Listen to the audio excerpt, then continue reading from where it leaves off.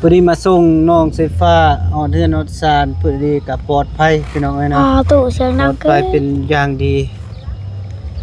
เห็นอยู่บ่ เห็นยัง เข้า เห็น เห็นพอเด้ หมอ บ่ จะเข้าไปใส่ของเรา บ่ห้ามเจ้าคิดฮอดแห้งบ่จะจึงไป ถ้าอยากย่างไป เจ้าอยากย่างไป เราเห็น อยาก ว่า ถามนะคนย่างเนี่ยมันเมื่อยหรือบ่เมื่อยนี่นะ โง่นะจักมือนี่ใส่ อืม หนึ่งความบ่มือ เพราะว่าก็เจอน้องอยู่ริมทางย่างมาคนเดียวตากแดดอีกเบิ่งอ่ะเจ้าเบิ่งนี่นี่ นะ หน้าแดง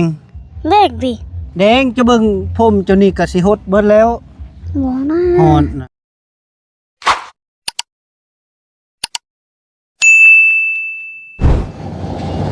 เอาพี่น้องเอ้ยเนาะพอดีเบาแก้วเจอน้องสีฟ้าอยู่ริมทางพี่น้องเอ้ยเนาะย่างมาแต่บ้านพ่อจริงน้องเพิ่นกะเบาแก้วก็เลยมาส่งฮอด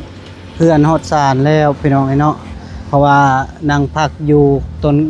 ต้นว่าก่อนพี่น้องเอ้ยเนาะเด้เฮือนศาลเพิ่นแล้วก็มาฮอดพี่น้องเอ้ยเป็นไดหามเมื่อยบ่บ่ได้เมื่อยสบายดีเด้อเฮ้ยเนาะคันว่าย่างกะประมาณ 5-6 โมงแลงบ่เลยจึงมาฮอดบ่ บ่ฮู้ บ่ฮอดโตเป็นไดได้ขี่รถมาแล้วมีแฮงบ่ฮะ บ่มีแฮงบ่หามเบิดแล้วบ่น้ำเจ้านะ ย่างนำก่อน ปานนั้นบ่ยาก เอากิน คนบ่ยากกับคนอยากมันก็ต่างได ว่าความจริงเนาะ หั่งถอจนคอ จะเบิ่งอ้ายคนบ่ยากบัดนี้น้องน่ะคนยาก แม่นอ้ายล่ะคนอยากกินน้องล่ะคนบ่อยากกิน ได้เบิดก่อน อันนั้น น่ะ อันนำก่อน ตัวเองมันเบิดก่อนปานนั้นบ่ยากได้เพิ่นเว้านะพี่น้องเอ้ยเนาะพอดีมาส่งน้องไฟฟ้าออดเฮือนออดซานพอดีก็ปลอดภัยพี่น้องเอ้ย อ๋อ เนาะ ตู้เสียง ปล ดั อง ดภัยเป็นอย่างดี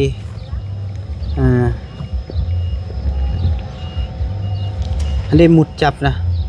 ทิม หมดกัดกระจอก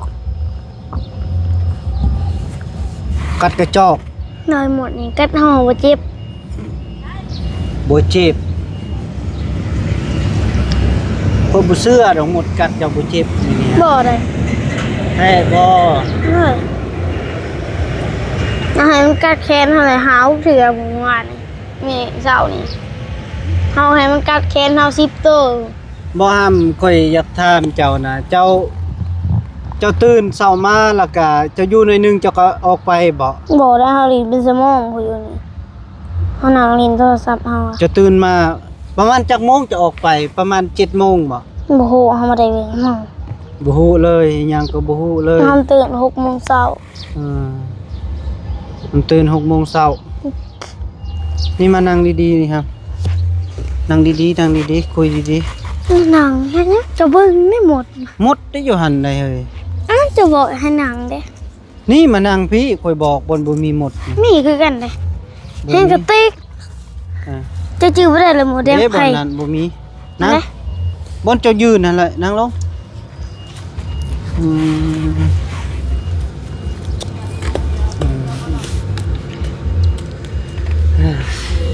เป็นได้ไปแล้วก็มีแห้งบ่ฮะ อ้าวมันหนักไป มันได้ไปแล้วมีแห้งบ่หรือเป็นได้ บ่เป็นหยัง หึ อ้ายเป็นหยังอืม ได้เห็นอยู่บ่ เห็นยัง ไม่เข้า เห็น เห็นพอเลย บ่ บ่ จะเข้าไปใส่ของเรา บ่ห้ามเจ้าคิดฮอดแห้งบ่จะจึงไป ถ้าอยากย่างไป เจ้าอยากย่างไป เราเห็นเหรอ เจ้าบ่ห้ามเจ้าอยากมีอาชีพย่างนี่บ่ฮะเจ้าอยากเป็นอาชีพย่างนี่บ่ฮะ บ่ เป็นให้ได้ซะ เอ้ามัน นั่งดี บ่ ๆนั่งขัดสมาธิดีๆหำอาสิไปนั่งนำนั่งลงเอาเกิบในห้องโอเคเป็นนั่นเหรอ อยากถามนะคนยางเนี่ยมันเมื่อยหรือบ่เมื่อยนี่นะ บ่นะจักมื้อนี่ใส่ อืม หนึ่งความบ่มื้อ หน่อยหนึงบ่เมื่อย ไม่หนึ่งความบ่มื้อนะ หน่อยหนึงบ่เมื่อยอุ้ยจ้ะอย่าลิ้นปลาลูกสิเบิ่งงามสบายดีเด้อพ่อแม่พี่น้องบ่สุขสุขคนสบายดีครับทุกท่านสบายดีและสวัสดีพ่อแม่พี่น้องบ่สุขสุขคนบ่ว่าอยู่ในหรืออยู่ต่างประเทศก็ยินดีต้อนรับเข้าสู่ช่องบ่าวแก้วคือเก่าพี่น้องเนาะเพราะว่าบ่าวแก้วมาส่งน้องฮอดเทือนฮอดศาลพี่น้องเนาะเพราะว่าก็เจอน้องอยู่ริมทางย่างมาคนเดียวตากแดดอีกเบิ่งอ่ะเจ้าเบิ่งนี่หน้าแดง เด็กดิ แดงจะเบิ่งผมจนนี่ก็สิหดเบิดแล้ว บ่นะ ฮอนนะมันจนแข็งแล้ว อ่อน นี่ สิพักหนึ่งนี่ ฮะ ผมมาอ่อนสิพักหนึ่ง ผมอ่อนสัมผักหนึง อะไร แม่นบ่แม่นผมใส่เจลบ่นี่ อืม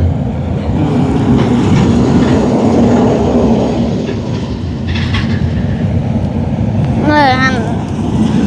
บ่ห้ามเจ้าไปหาพ่อเจ้านี่เจ้าสิมีหยังอยากอันนั้นบ่หรือว่าเป็นเจ้าอยากไปเบิ่งลาวบ่หรือเป็นใด จักไปหาเราซื่อ อยากไปหาลาวแล้วสิไปอยู่นำลาว ๆบ่มาได้ไปอยู่กับเราย่างลงไปหาเรา มอยากย่างไปหาลาว เลย แบบมีความอบอุ่นบ่ โอ้ เจ้าเห็นพอเจ้าอยู่โทรศัพท์เบาบี้แล้วอยากไปหาบัดนี้ ไอ้หัวได้ชูเบิ่งได้คลิป บ่ได้สุเบิ่งคลิป เลย อืมโอ้พี่น้องแบบนี้แหละพ่อแม่ก็บ่มีบ่อยู่นำพี่น้องเอ้ยเนาะก็มันเด็กน้อยมีแนวคิดบัดนี้พี่น้องเอ้ยเนาะเพราะว่าแม่ก็บ่อยู่นำบัดนี้พ่อก็อยู่ต่างแบบอยู่บ้านอื่นบัดนี้มันเฮ็ดให้เด็กน้อย คิดไปคิดมาอยู่เฮือนกับแบบบ่อุ่นเอียงบ่ทุ่มเที่ยงอะนะพี่น้องเนาะ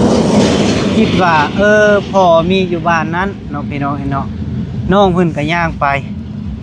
หาบัดนี้ย่างไปหาแล้วบ่ได้เจอพ่อบัดนี้พี่น้องเนาะบ่ได้เจอพ่อแต่เจอแต่แม่เฒ่าเนาะ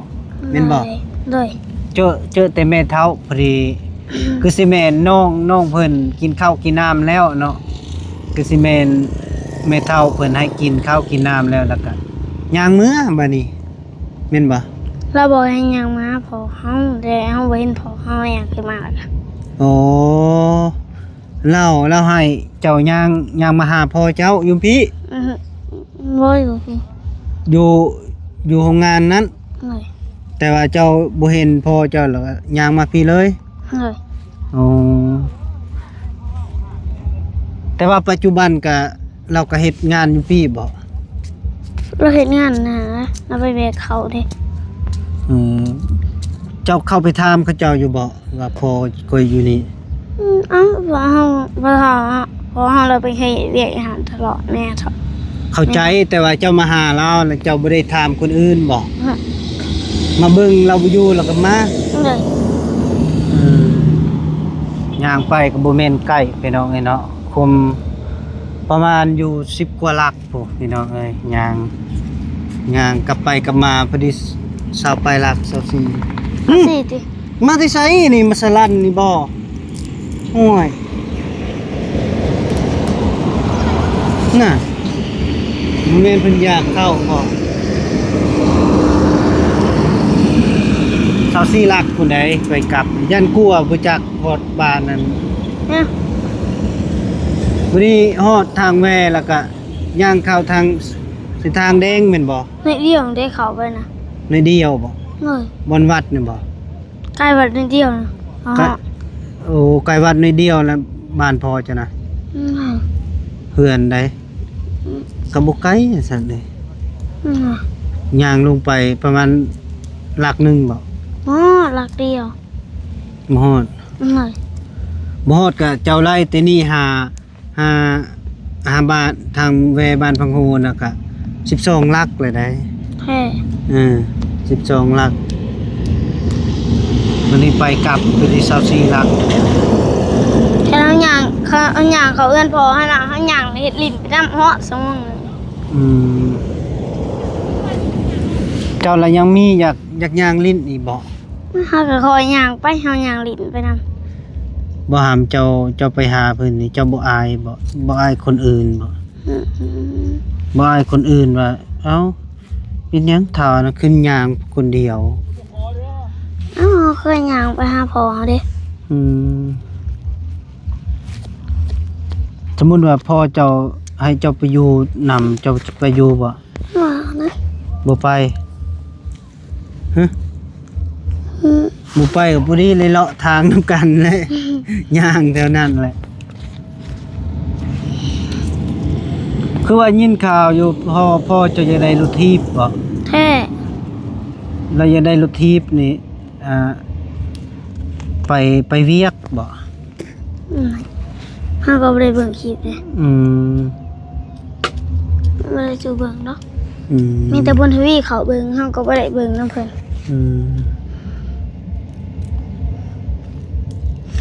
แต่ว่ามาฮอดเฮือนฮอดซ่านแล้วก็มื้อหน้ามื้อไหนคันอยากไปแล้วก็โทรบอกอ้ายนี่เด้อยินบอกอ้ายเป็นห่วงไหนเป็นห่วงกรณีเจ้าไปเด้แบบเฮาตาเฮาบ่เห็นเด้ซะเขาขี่รถมาแล้วก็เขาเบิ่งโอ้เด็กน้อยคือย่างผู้เดียวเขาลงมาพึบพับได้เขาจับขึ้นใส่รถ เจ้าสิเห็นบ่วันนี้นะเขาเอาไปขายแล้วได้เจ้าบ่ย่านแบบนั้นบ่ไปขายเฮ็ดจะได้บัดนี้เจ้าสิโทรหาไผบัดนี้ไปซอยฮะมีแต่นอนนั่งให้อยู่หั่นแหละ ไปสินั่งให้ เจ้าแหละ เฮาบ่นั่ง เอาบ่นั่งยังได้กันเขาจับขึ้นรถดิเจ้าบ่นั่งบ่เจ้าสิตีเขาได้บ่มีแต่เก่าแล้วก็ปั่นสัตว์นะ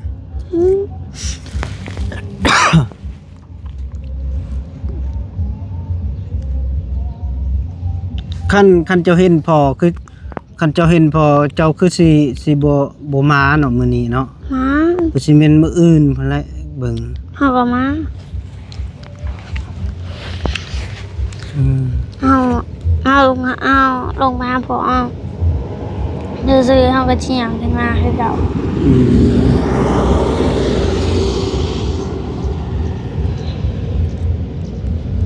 เจ้าก็ย่างมา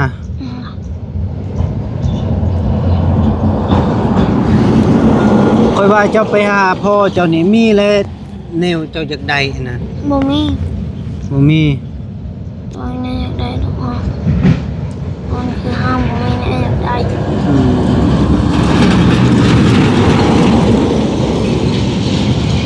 เฮามีแต่อุปมาหาเราซื่อ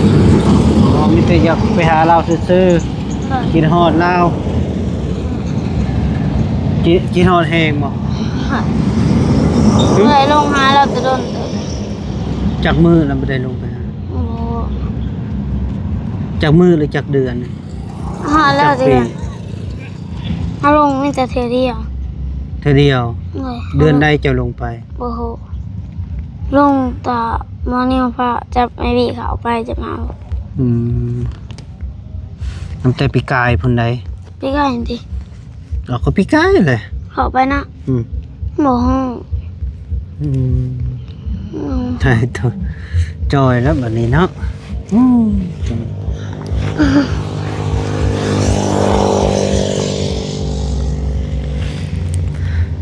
มียังก็ตั้งอกตั้งใจแล้วอยู่เฮินอยู่ซานทำเลยกันอยากไปก็มีแต่โทรไปหาอ้าย หูมีเศษสัตว์ขาตรง อ้ายเอ้ยน้องอยากไปหาพอจริงเพราะว่าน้องคิดฮอดพอให้อ้ายพาไปแน่กะเว้าเลย อ้าวบ่โถอ้าว แม่นคิดอยากไปละไป โทรเจ้าบ่หับหน่อย ฮับโทรต้นใด อ้าว โทรต้นใดค่อยนี่โทรหาเจ้าลายสายอยู่แต่เมื่อคืนนี่ แท้ เมื่อคืน กระแทก นอนตะเวนนอนตะ7 โมงเมื่อคืนนี้ ตัวเองบ่เห็นโทรหาหมู่มันเว้าโอ้ย เอาโทรได้ คนนี้โทรตอนไหนกวดบ่โทรศัพท์บ่ เอาโทรกดไม่คันกดได้เอาให้กดเลย บ่โทรศัพท์ข่อยนี่สิบ่ได้จังได๋ ร้อย มี ได้ ที่ก้อยนี่โทรหาเจ้า มากกว่าโทร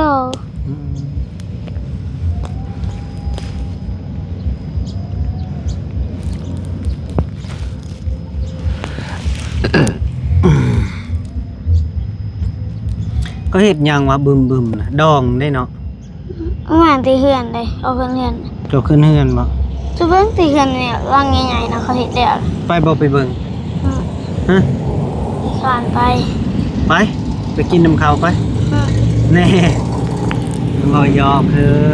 ไปสิไปเนาะ เราอยากไป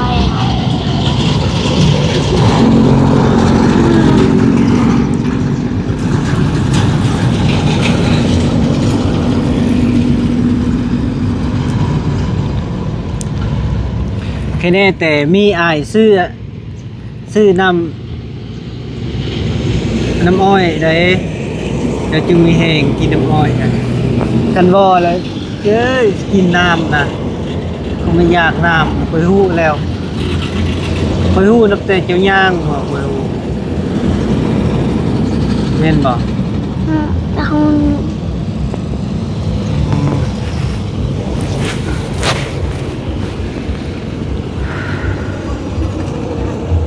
เอารถติดทางหน้าป่ะ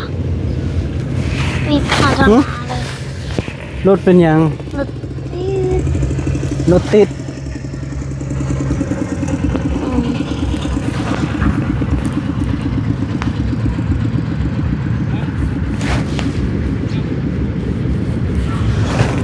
ไผอะนะ โอ้โหล่ะ คือห้องซื้อเจ้าอยู่บ่ โอ้โห คือว่าห้องสิฟ้าอยู่ โอ้โห เมื่อยแล้วบ่ บูไหม ขันยางมาจำนี้กับพันเอาสิได้มาฮอดยานไม่ได้รถพ่วงได้สิจับขึ้น พยานหรอก บุญาณได้เขาจับเลยเบิ่งถูกกระสักลายนะ พยานหรอก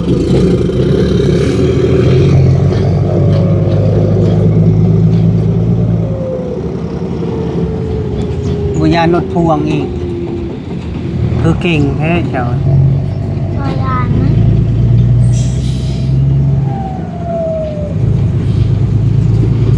ทำรถพ่วงเดี๋ยวสิ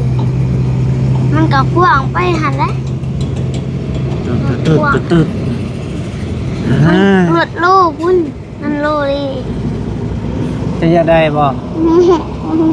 เฮาขับบ่เป็น ก็อยากได้นี่รถนี่คันตัวนี้ เฮาครับ 2คัน แล้วหรือแกน้ำมัน มีน้ำมันในใส่อีก3คัน เลือกเอาคันใดวะ เข้าไปใส่ปั๊มเปิดแล้วนั่งแต่ทางเป่า บ่เป่าเขายังบ่ทันใส่ได้นี่เลย ใส่เด้ เขาขึ้นไปสิปูนได้นี่เลย โอ้เขาใส่ได้เขาสิไปเขาน่ะเขาไปเอาน้ำมันอยู่เซโน บ่ แม่นเขาเห็นจะเอามือนะเขาเห็นเขาไปเซโนทำไมบีอ้าวไปได้ปะ เฮ้ย ใส่ สิซื้ออยู่ซีโนว้าว น้ำมันใด เขาก็เอามาติดต่างประเทศเพิ่นเลยว้าว โว้เลยเขาหายเอาน้ำมันถ้ามีโรงงานผลิตมาน้ำมันน้ำเพชรโหลดอันนี้จอดเอา อยู่ไสมีลาวเอาสิมีบ่อนผลิตน้ำมัน มี เฮ้ย อันมี เอามีก็มีสิ เขาไปเขาเห็น เจ้าเห็น แม่ อืม เฮ้ยทำเลยไปเข้าเฮือนบัดนี้ไป เขาเอา ไป มึงสิเอากุลบมาด ไป ำบึกดำสิเอาเฮาลบมาสิเอามันลบนำเฮาคือ ไปเข้าเฮือนเข้าซานบัดนี้ ไปเด้อเขาไปป้าเจ้าได้ได้ เอามาทำ เนี่ยจบแล้วคลิป ไปบาดนี้ย่างไปเมื่อบาดนี้ฮอดเทือนฮอดซานแล้วพี่น้องเอ้ยเด้อ บายบายปลาลุงก่อนโดยบายบายปลาลุงน้องสิฟ้ามาฮอดเทือนแล้วเด้อบอกเพิ่นแหละ หน่อยได้ผ่านมาเพื่อนเลยเด้อปะโล โดยไปบานี้ปลาลุงเห็นแล้วบานี้เอาผมเป็นพี่น้องไอ้เนาะพอดีเบาแก้วมาส่งน้องกับฮอดเทือนฮอดซ่านแล้วพี่น้องไอ้เนาะมีแต่คลิปนี้กับเบาแก้วขอจบคลิปปิดคลิปซะก่อนพี่น้องไอ้เนาะขออยู่ดีมีแรงสุขภาพแข็งแรงจิตเป็นจุนเนี่ยใครจะส่งมาลำรวยมาสุขสุขคนโดยบ๊ายบาย